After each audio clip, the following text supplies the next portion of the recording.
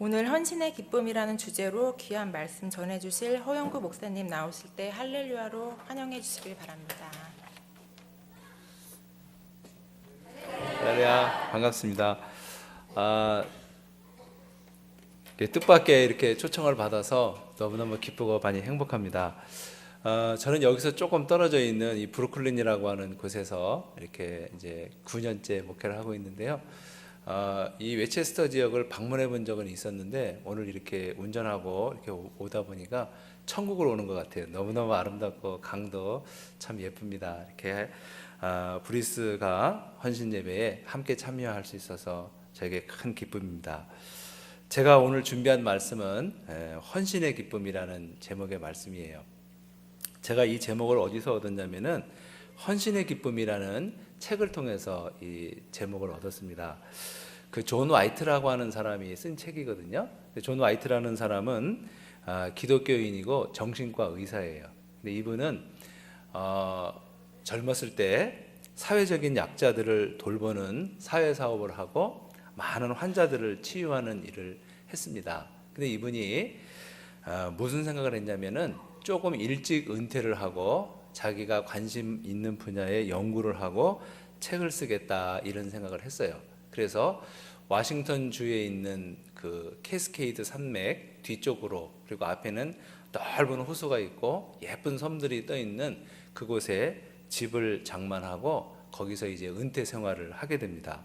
이 와이트 부부는 아침에 일찍 일어나서 넓은 호수를 바라보면서 너무너무 만족해하고요.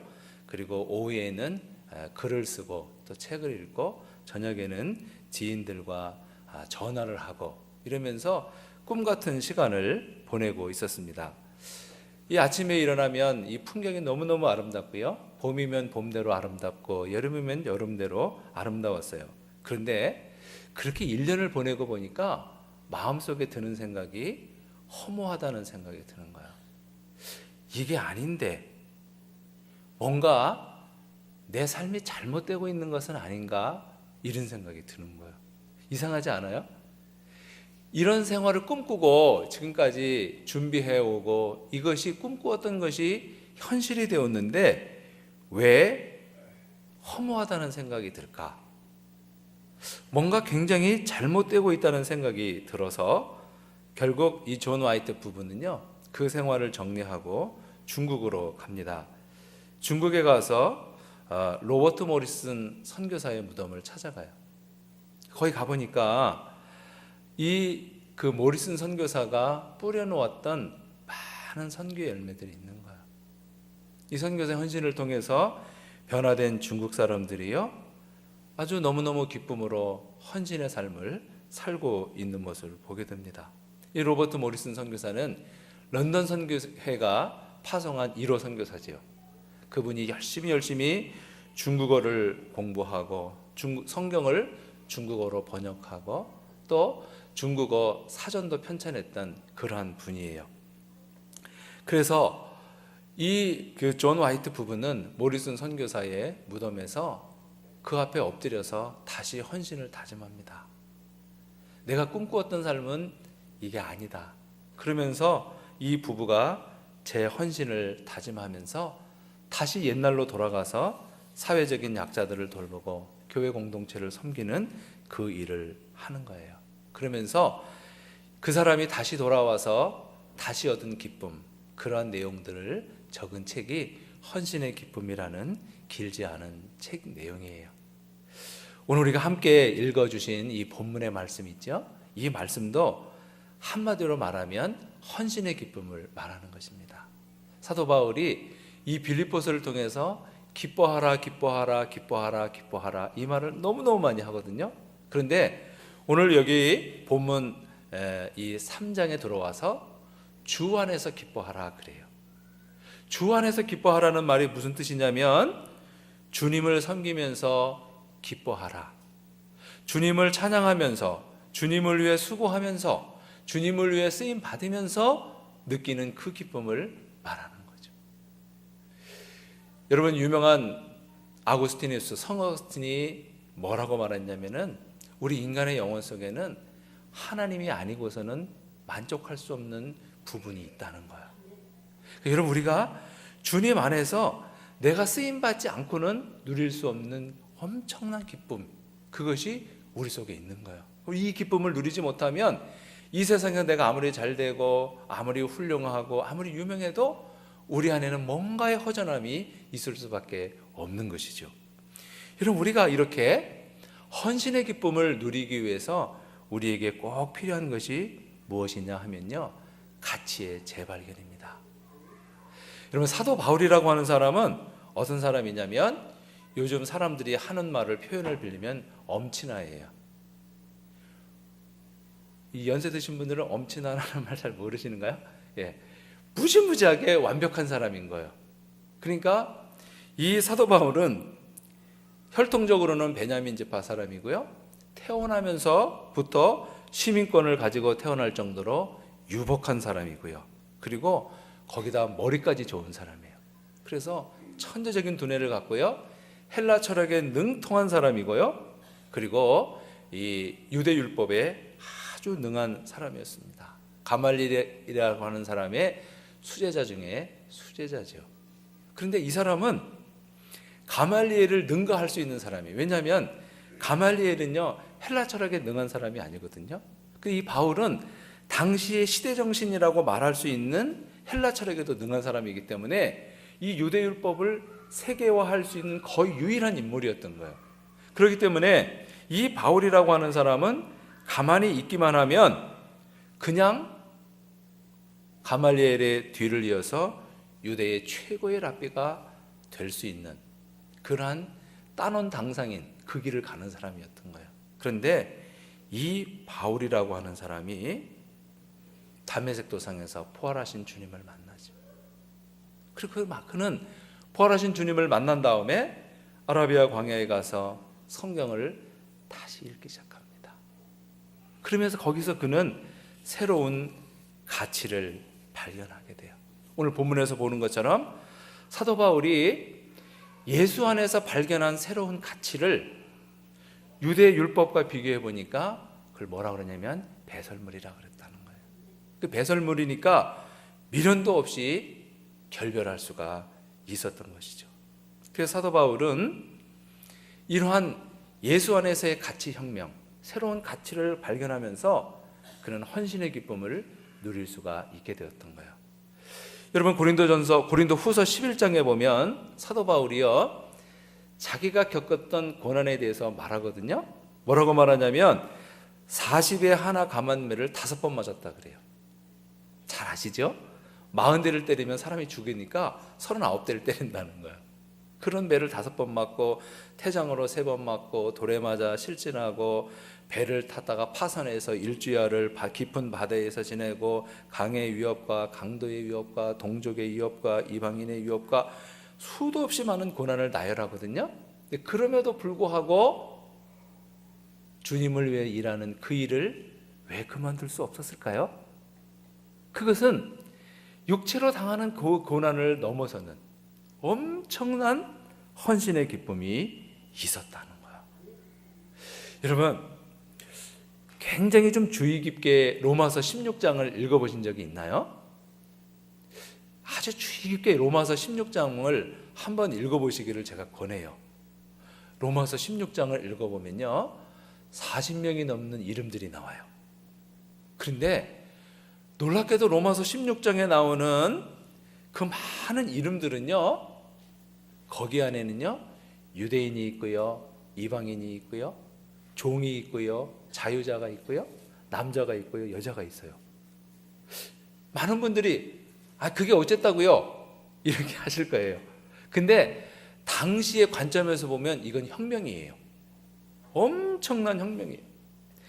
당시 사람들은요, 이방인과 유대인은 물과 기름이에요. 결코 섞일 수가 없고요, 남자와 여자는 같이 할 수 없고요, 그리고 종과 주인은 절대로 같은 신분이 아니에요. 종은요, 말하는 짐승이에요. 그리고 이 자유인이 사람이거든요. 그런데 사도 바울이 언급하고 있는 로마서 16장에 나오는 사람들, 바울과 함께 헌신의 기쁨을 누렸던 그 사람들은요, 자유인과 이방인이 함께 기쁨을 누리고요, 자유인과 종이 함께 기쁨을 누리고요, 여자와 남자가 함께 기쁨을 누리는 거예요. 이거는요, 인류가 수천 년 이어온 거의 철옹성과 같은 그러한 벽, 절대 무너질 수 없을 것 같은 그 벽이 무너지는 혁명 중에 혁명이었던 거예요. 그 혁명이 무엇을 통해 가능했냐면 이 헌신의 기쁨을 통해서 가능했다 하는 것입니다. 여러분, 이 헌신의 기쁨을 통해서 사도 바울은 인류 문명의 새로운 기원을 이룹니다. 여러분, 이 인류 문명, 특별히 이 서구 문명을 말할 때 기독교를 빼놓고 서구 문명을 말할 수 있나요? 서구 문명사를 연구하는 사람들 거의 대부분은 기독교 교회사를 연구하는 것하고 비슷해요. 기독교 문명을 빼놓고 서구 문화사를 말할 수가 없어요. 근데 그걸 서구 문명의 새로운 기원을 만든 그것은 바울과 함께 누렸던 헌신의 기쁨을 누린 사람들이 일구어낸 위대한 헌신이었던 것입니다. 여러분, 헌신이라고 하는 것은요, 대단한 특별한 사람만이 하는 게 아니에요. 헌신은 누구나 할 수 있는 거지요. 그런데 하나님께서 내게 주신 재능을 작다고 여기지 않는 사람은 누구나 할 수 있어요. 그런데 사람들은 하나님께서 내게 많은 재능을 주셨음에도 불구하고 자기가 가진 재능의 가치를 잘 모르기 때문에 그 재능을 하찮게 여겨요. 그런 사람들은 제대로 헌신할 수가 없는 거죠. 여러분, 유명한 마태복음 25장에 보면 달란트 비유가 나오죠. 달란트 비유에 보면 그 달란트 비유의 주인공이 누구냐면 한 달란트 받은 사람이에요.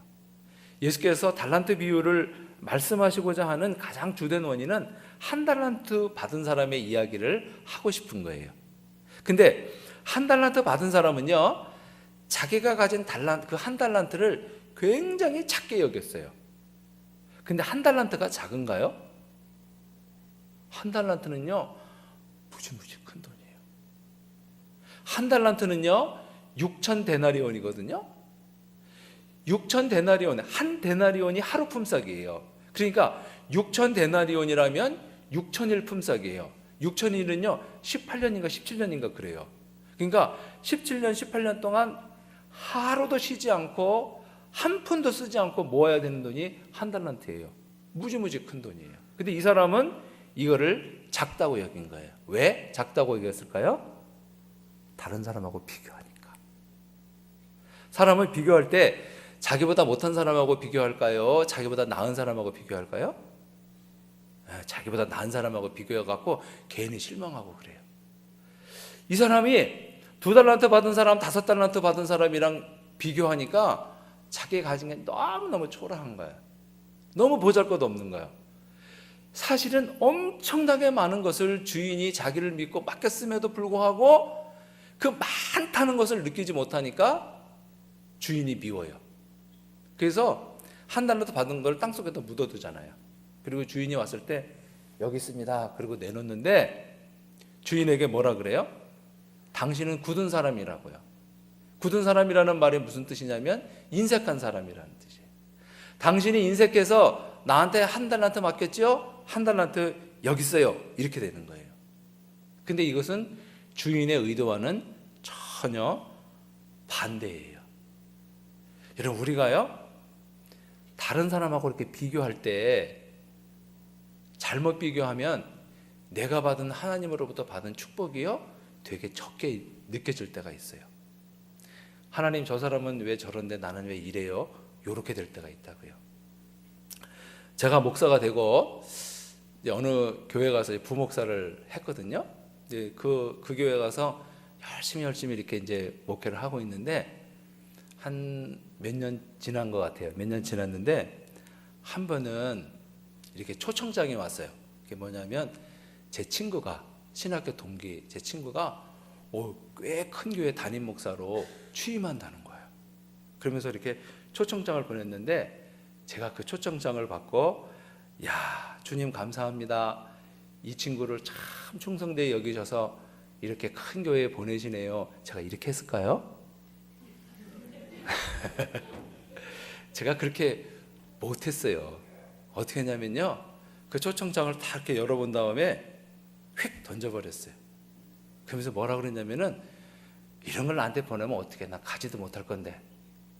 탁 던져버렸거든요. 근데 저녁에 다시 이걸 탁 보니까 엄청 열등감이 느껴지는 거예요. 그래서 하나님 앞에 불평했어요. 하나님, 너무합니다. 잘못된 거 아니에요? 왜 걔가 먼저예요? 제가 먼저지요? 제가 하나님 한번 따졌거든요. 그래서 하나님, 제가 걔보다 대학도 좋은 데 나왔잖아요. 학교 다닐 때 제가 공부 더 잘한 거 주님 잘 모르시는가요? 막 그랬거든요. 근데 사실은 그것은 저의 열등감이에요. 그러다 보니까 처음에 제가 목사가 될 때는요, 너무 감격했어요. 야, 나 같은 사람도 주님께서 목사로 써주시는구나. 그리고 교회에 이제 부목사로 부임해서 저에게 400세대를 맡겨주시는 거예요. 나에게 400세대를 맡겨주고 대학부 300명 학생들을 맡겨주고 하나님께서 나에게 이렇게 크게 나를 사용하시고 감사하고 감격하고 그랬거든요. 근데 그 초청장을 딱 받고 보니까 그런 마음이 다 사라지면서, 나 언제까지 부목사 해야 돼요? 나도 좀 세워주세요. 막 이런 생각이 드는 거예요. 여러분, 우리가요, 내가 가진 것을 작게 여기잖아요. 그러면 우리는 헌신할 수 없어요. 내가 가진 것을 작게 여기면요, 헌신의 기쁨을 누릴 수가 없는 거예요. 여러분, 오병이어의 이적이 엄청나죠. 대단한 이적이에요, 그죠? 오병이어, 엄청난 이적입니다. 보리떡 5개와 물고기 2마리로 예수님께서 남자만 5,000명을 먹이시고 12광주리를 남겼다는 거예요. 근데 그 엄청난 그 이적의 출발은 오병이어, 어린아이의 도시락이었어요. 이 갈릴리 지역에서 보리떡 5개와 물고기 2마리는 가난한 사람들이 먹는 도시락이었어요.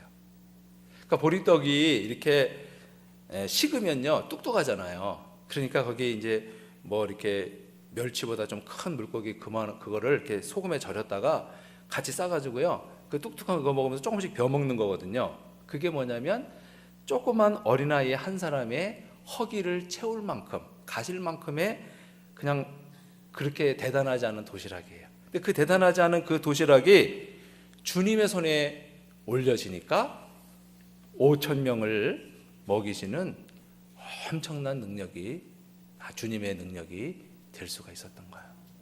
제가 부목사로 할 때 우리 교회에 어떤 분이 있었냐면 밥 권사님이 계셨어요.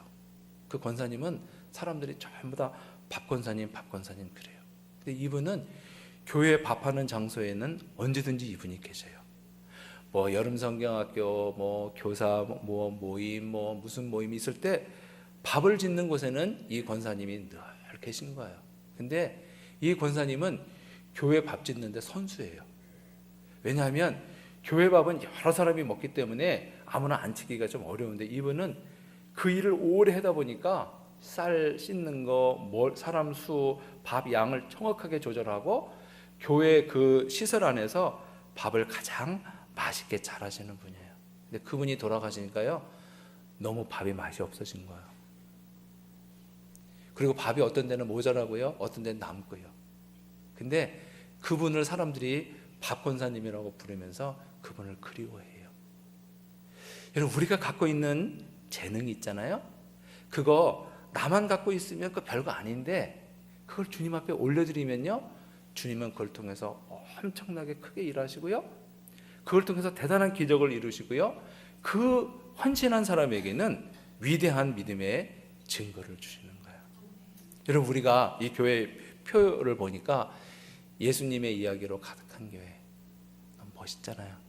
우리가 헌신을 하게 되면 내 헌신을 통해서 나의 예수의 이야기가 또 만들어지고요, 또 저 사람의 헌신을 통해서 저 사람의 예수의 이야기가 만들어지고, 저 사람의 예수의 이야기와 나의 이야기가, 예수의 이야기가 맞춰져서 그 예수의 이야기가 더 풍성해지게 되는 거죠.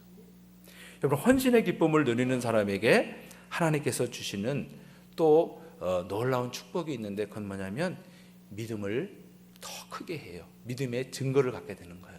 여러분, 만약에 예수님께서 가나에 혼인잔치가 있을 때 물로 포도주를 만드셨잖아요. 근데 그거 믿으시죠? 근데 그런 얘기하면 못 믿는 사람들이 있거든요. 에이, 그거 불가능해. 그거 안 돼. 어떻게 물로 포도주를 만들어? 그거 안 돼. 이렇게 얘기하는 사람이 있어요. 근데 요한복음 2장을 거기 쭉 읽어보면 뭐라고 나면 물 떠온 하인들은 알더라 그래요. 그러니까 물 떠온 하인들은 의심할까요? 의심하지 않을까요? 안 해. 그 사람은 의심 안 해요. 의심할 수가 없어요. 그 사람들은 설명도 필요 없어요. 왜 그 사람들은 의심하지 않을까요? 자기가 사역의 현장에 있었으니까.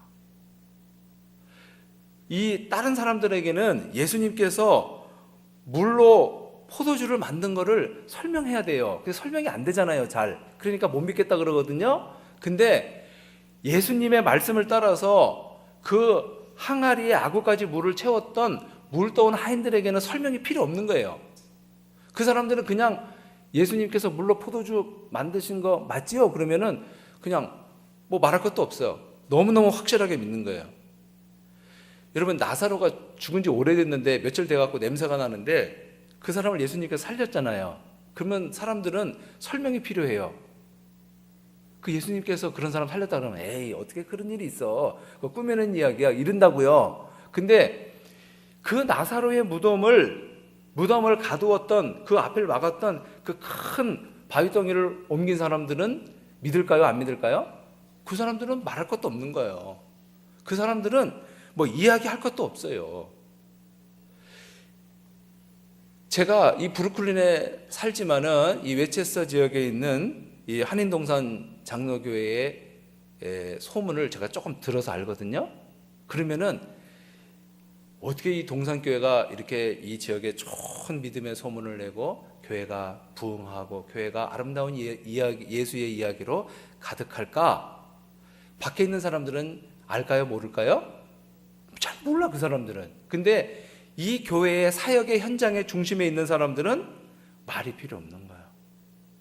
그 일이 어떻게 진행되는지, 어떻게 해서 그런 이야기들이 이 교회 안에 가득한지, 이 사역의 현장에 헌신의 기쁨을 누리는 사람들에게는 그거가 너무너무 당연한 거예요. 여러분, 우리가 교회 안에서 목사님이든 장로님이든 아니면 우리 오늘 헌신하는 우리 브리스가 선교회 회장님이든 교회 지도자들은 누구에게나 다 단점이 있지요.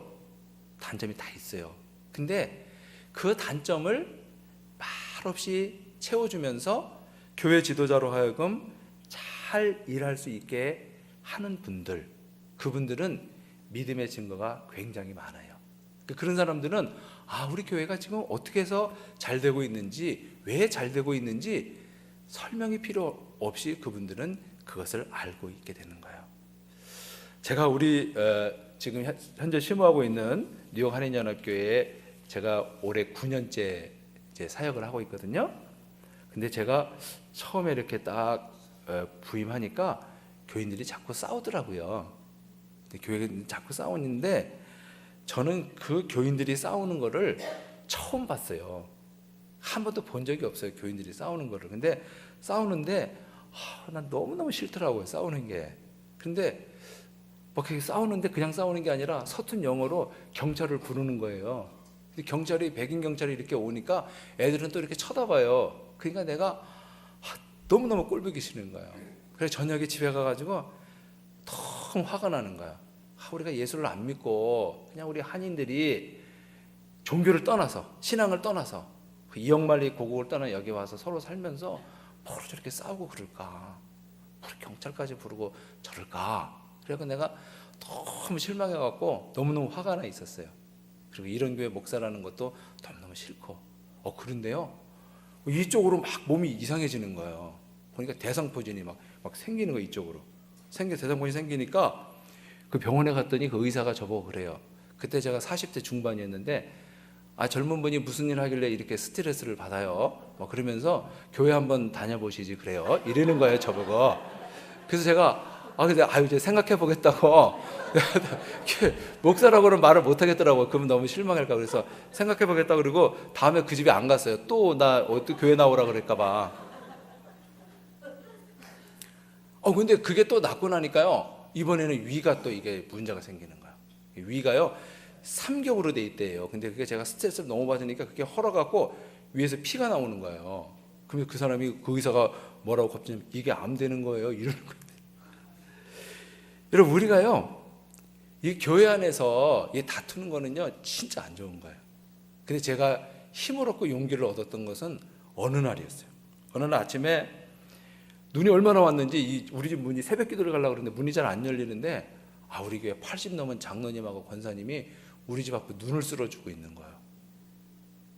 그 제가 우리 아버지 같은 분인데 그래서 지금 한국 가셔서 우리 교회 안 나오시는데 아니 장로님 이거 왜 이렇게 하세요? 그랬더니 목사님 편찮으신데 내가 이렇게 눈이라도 쓸어드려야죠 이러는 거예요. 그때 제가 얼마나 많은 눈물이 나왔는지 몰라요. 그래서 제가 힘이 생기고 용기가 생기는 거예요. 야 이런 분들이 있구나. 정말 이런 분들이 있구나. 이런 분들이 있구나. 우리 교회도 이런 분들이 있구나. 나를 생각해 주는 분이 있구나. 이런 생각이 들더라고요. 제가 뉴욕에 오기 전에 LA에서 한 6년 반, 7년 이렇게 살았거든요. 근데 거기서 유학도 하고 이제 그 어느 교회에서 부목사를 했는데 그 LA 지역에 오렌지 카운티 밑에 쭉 내려가면 세들백 교회라는 교회가 있어요. 리고렌 목사님이라고. 근데 그 교회 가보니까요. 그 교회 목사님은 교인이 등록하면요. 연필 2자루를 깎게 해요. 그 연필 2자루 이렇게 갖고 이렇게 깎고 이렇게 놓고 들어오게 하는 거예요. 연필 2자루 깎는 거를 그걸 한 사람이 다 깎는 게 쉬울까요? 두 사람씩 나눠줘서 하는 게 깎는 게 쉬울까요? 그냥 한 사람이 그냥 쭉 깎으면 되잖아요. 그죠? 근데 그걸 왜 2자루씩 나눠주면서 그 사람 보고 깎으라 그럴까요? 그거는 효율성을 따지는 게 아니에요. 연필을 깎을 시간이 없어서 깎으라는 게 아니고 교회 처음 온 사람에게 헌신의 기쁨을 누리라는 거예요. 당신이 이 교회에 와서 연필 2자루 일주일마다 연필 2자루 거기다 챙겨놓는 요 일부터 시작해서 교회 일에 참여하고 헌신의 기쁨을 누려보라는 거예요. 그래서 그 사람이 이 교회 멤버가 되게 하는 거라고요. 마지막으로 제가 방지일 목사님의 이야기를 드리면서 마칠까 해요. 방지일 목사님은 젊으셨을 때 중국 산동성에서 선교 사역을 하셨는데 문화대혁명이 일어나면서 중국에서 그 성경을 다 불태우고요. 선교사들을 다 추방했거든요. 그때 이 방지일 목사님은 맨 마지막으로 이렇게 이제 중국에서 나오셔서 이제 영등포 교회를 이제 개척하신 목사님이에요. 근데 이 목사님의 인생의 좌우명이 뭐냐면 버려지는 인생이 되지 말고 닳아 없어지는 인생이 되자 그거였대요. 여러분 버려지는 인생과 닳아 없어지는 인생은 다르지요. 오늘 헌신 예배 드리시는 분들은 젊은 분들이 잘 모르실 수도 있을 거예요. 근데 연세 조금 드신 분들은 옛날에 연필을 이렇게 다 깎으면요, 다 쓰면 어떻게 해요? 그 모나미 볼펜 거기다 껴가지고 또 쓰잖아요. 근데 그게 닳아 없어지는 거예요. 근데 그냥 이렇게 버려지는 인생은 뭐냐면 몇 번 쓰다가 그냥 이렇게 했다가 소파 밑에 들어가 있고 뭐 책상 밑에 들어가 있다 고무줄 잔뜩 껴갖고 버리는 거. 아니면 볼펜인데 안 나와. 되게 좋은 볼펜인데 안 나오면 뭐 소용없는 거 아니에요. 버리는 거 아니에요. 이게 뭐냐면 버려지는 인생이에요. 근데 그 목사님은 끝까지 쓰임받다 더 이상 쓸 수 없을 때까지 쓰임받는 닳아지는 인생이 되고 싶다는 거였어요. 근데 그 목사님이 103세에 돌아가셨거든요. 근데 100세 때도 뉴욕에 오셔서 설교를 하셨어요. 100세 때도. 제가 그때 있었어요. 근데 우리 그 신년할애 때 와서 설교를 하셨는데 103세에 돌아가셨는데 103세 되던 어느 날 저녁에 돌아가셨는데 돌아가시는 날 새벽에도 일을 하셨어요. 새벽에 무슨 일을 하셨냐면은 선교사님들에게 선교사 20명에게 편지를 보내는 일을 이렇게 이제 이메일을 보내는 일을 하시는 거예요. 그 노인이. 그러니까 돌아가시는 마지막 날에도 이메일을 보내면서 선교사들을 격려하고 그날 소천을 받으신 거죠. 여러분, 이 정도 되면은 이게 뭐냐면 이렇게 달아 없어지는 인생이에요. 끝까지 쓰임 받는 인생인 거예요. 여러분, 교회 안에서 내가 헌신하고 열심히 일하면은 꼭 좋은 일만 있을까요? 어떤 때는 속상한 때도 있지요. 어떤 때는 어떤 사람이 이렇게 오해받을 일도 있어요. 근데 교회 일을 아예 안 하면 그런 일도 없거든요. 교회 일을 아예 안 하면 상처 주는 사람도 없어요. 근데 여러분, 축구 선수가 그라운드 안에서 뛰면 다치기도 하지요. 그리고 잘못하면 욕도 먹지요. 근데 벤치에 있으면 어때요? 안 다쳐. 욕 절대 안 먹어요. 근데 어떤 게 좋아요? 축구 선수가 어떤 걸 좋아할 것 같아요? 아우, 나는 그냥 저기 그라운드 안 뛰어. 난 그냥 몸 다치고 그냥 사람들이 똥볼 차면 욕하고 나는 그냥 벤치에만 있을 거야. 이런 선수가 있을까요? 이런 선수 없어요. 유럽의 그 최고 리그 있잖아요. 독일이나 영국 리그에 보면 그 벤치에 앉아 있는 선수들 있잖아요. 전부 다 그 나라 국가대표예요. 다 그 나라에서 최고 선수들인데 거기서 후보하고 있는 선수들. 그러니까 그 선수들은 그 카메라가 운동장 안 비치고 벤치 비칠 때 다 어떻게 하고 있냐면 고개 숙이고 있어요. 나도 저기 뛰고 싶은데 감독이 날 안 써주는 거예요. 다 뛰어난 사람들이니까. 그런데요, 선수는 진짜 뭐가 선수냐면은 내가 다치더라도 내가 골 찬스가 왔는데 엉뚱한 딴 방향으로 차갖고 막 팬들이 나를 욕하더라도 뛰고 싶은 거예요. 나는 여기 벤치에 가만히 있다가 나이 들으면 은퇴해야지. 이런 축구 선수는 없어요. 그런 선수는요, 그 다음에는 아예 뽑지도 않아요.